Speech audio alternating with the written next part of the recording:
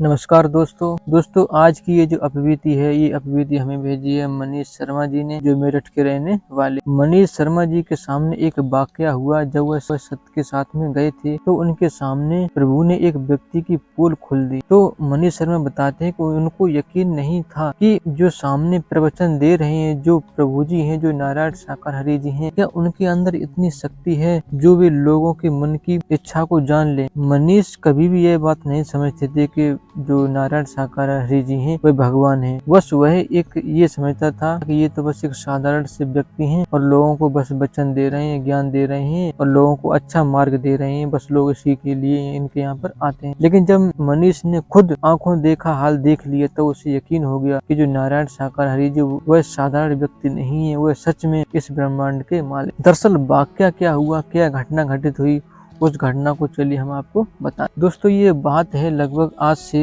18 साल पहले की, लगभग 2005। तो उस समय क्या हुआ कि उस समय जो अपने प्रभु है नारायण साकार हरि जी, उन्हें लोग भोले बाबा के नाम से जानते थे। आप भी जानते होंगे कि पहले लोग इन्हें भोले बाबा के नाम से ही जानते। तो उस समय दरअसल मनीष जी मेरठ से औरंगाबाद आए हुए थे अपने एक रिश्तेदार के यहाँ पर। तो जब उन्होंने इस बात को सुना कि पास ही में भोले बाबा का सत्संग हो रहा है, तो वहाँ पर उन्होंने देखा कि बहुत से लोग आए हुए हैं, बहुत दूर दूर से लोग आए हैं। इतनी भीड़ थी वह सोच भी नहीं सकते थे कि कितनी भीड़ है। दोस्तों आपको बता दें, जो आज संगत होती है, जितनी संगत होती है, आज से लगभग 18 साल पहले भी इतनी ही संगत होती थी। यानी इतनी का मतलब उस हिसाब से जनसंख्या जो पहले थी उस हिसाब से भी बहुत लोग आते थे, क्योंकि प्रभु को सब जानते थे अच्छी तरीके से। क्योंकि जो भी लोग अपनी इच्छा को लेकर प्रभु के सत्य के साथ में जाता है तो प्रभु उस व्यक्ति की इच्छा पूरी करते हैं। तो मनीष जी जब सत्य के साथ में पहुंच जाते हैं, वहां पर सत्य का साथ सुनते हैं, बैठते हैं, तो उन्होंने कुछ देर बाद देखा कि सामने नारायण साकार हरि जी आ चुके थे,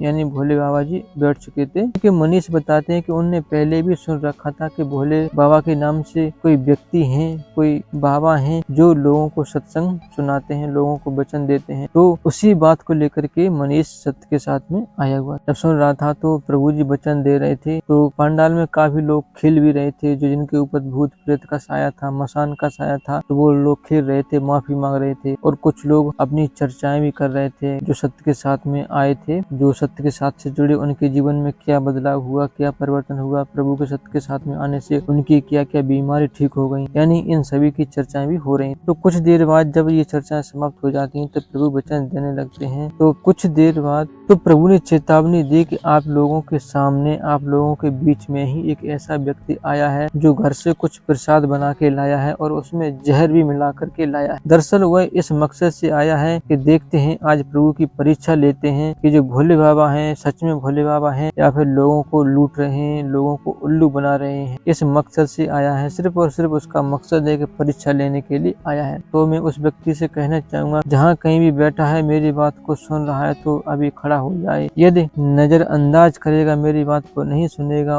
और वह प्रसाद संगत को खिलाएगा तो संगत को तो कुछ नहीं होगा, लेकिन तेरा वो हाल होगा जो कभी तूने सोचा भी नहीं हो। तो सच में यकीन नहीं मानोगे, मनीष बताते हैं कि उसी संगत में से एक व्यक्ति खड़ा हुआ और हाथ जोड़कर माफी मांगने लगा और कहने लगा कि हे भोले बाबा, आप तो सच में अंतर्यामी निकले। हम नहीं जानते थे कि आप सच में अंतर्यामी होंगे, आप सच में लोगों की इच्छा को पढ़ने वाले होंगे। हम तो बस आपको एक साधारण सा व्यक्ति समझते थे, एक साधारण सा बाबा समझते थे। आप तो सच में भगवान निकले, ईश्वर निकले, इस जगत के मालिक निकले, जो आपने हमारी इच्छा को पढ़ लिया। दरअसल उस व्यक्ति ने बताया कि वह जब घर पे रहता था तो बताता था कि वह भोले बाबा के नाम की बहुत चर्चा सुनता। लोग उसके आसपास में जो रहते हैं बहुत गुणगान करते थे कि भोले बाबा के सत्संग में जाने से ये हो गया, भोले बाबा के सत्संग में जाने से उसकी ये बीमारी खत्म हो गई। भोले बाबा तो इस जगत के मालिक हैं, इस दुनिया के मालिक हैं, इस ब्रह्मांड के मालिक भोले बाबा ही भगवान है। यानी इस तरीके से ये बातें उसके दिमाग में बैठी हुई थी। तो उसी की परीक्षा लेने के लिए वह आया था और घर से कुछ प्रसाद बना करके लाया था और उसमें थोड़ा जहर मिला के लेके आया था। उसका मकसद था कि हल्का सा जहर मिला करके लाया था। यदि यह जहर कोई व्यक्ति खा लेगा, हालांकि उससे कुछ ज्यादा इफेक्ट नहीं पड़ेगा, लेकिन दस्त लग सकते हैं, बीमार पड़ सकता है, इस मकसद से वह आया हुआ था। तो वह भी भोले बाबा के सत्संग में चले जा। तो वहीं पर खड़े होकर वह माफी मांगने लगा। तो ये ये सब वाकया मनीष शर्मा देख रहे थे कि सच में भोले बाबा तो भोले बाबा ही हैं, जो मन की बात पढ़ ली, जो अपने भक्तों पर आँच नहीं आने दी। बताओ, लाखों की भीड़ है और लाखों की भीड़ में कैसे प्रभु ने जान लिया कि एक व्यक्ति घर से कुछ प्रसाद में जहर मिला करके लाया है और लोगों को खिलाने के लिए। तो इस घटना को देखकर वह भी हैरान हो गया और भोले बाबा से बहुत प्रभावित हुआ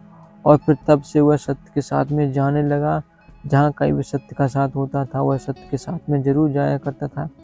उसने एक नियम बना लिया था, महीने में उसे एक बार सत्य के साथ में जाना है और वो भी जब प्रथम मंगलवार पड़ेगा तब। मनीष को भी बहुत फायदा हुआ सत्य के साथ में जाने से और ये अपवीति मुझे मनीष जी ने भेजी थी। दोस्तों, उम्मीद है हमें कि आपको ये कहानी जरूर पसंद आई होगी। यदि आपको ये कहानी पसंद आई हो तो प्लीज़ वीडियो को लाइक करें और यदि आप चैनल पर पहली बार आए तो चैनल को सब्सक्राइब जरूर कर लें। आप भी ऐसी कोई घटना जानते हो, कहानी जानते हो तो प्लीज़ हमें भेज सकते हैं और उस कहानी को लेकर भी हम जरूर आएंगे। धन्यवाद।